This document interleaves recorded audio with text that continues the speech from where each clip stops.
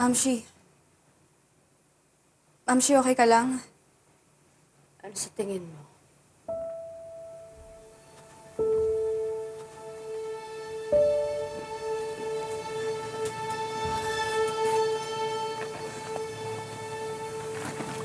Kasalanan mo to eh. Ang bagal mo. Kung noon mo pa tinapos,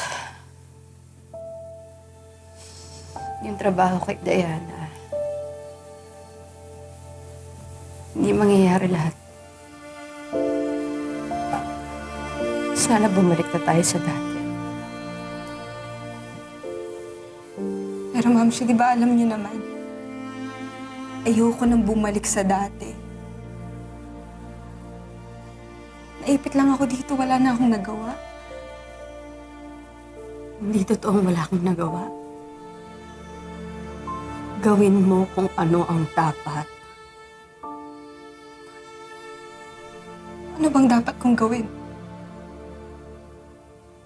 Yung sinasabing yung tama? O yung sinasabi ng konsensya ko?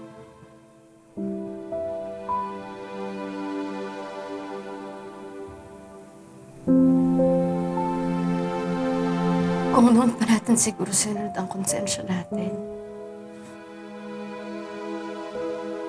lahat siguro tayo nakakulong na ngayon.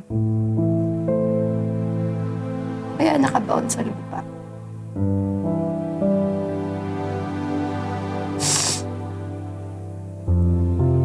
Baby, hindi mo ba naiisip?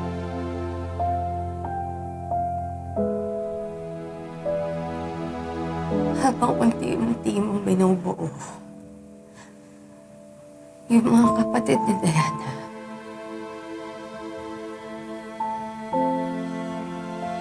sinisira ang pamilya natin.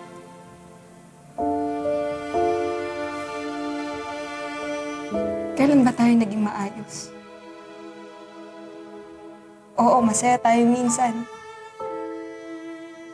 Pero Mamshi, akit bahay itong mga anak mo.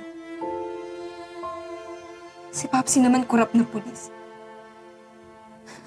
Hawak tayo sa leeg ng isang leader ng sindikato. Hindi ba matagal nang sira yung pamilya natin?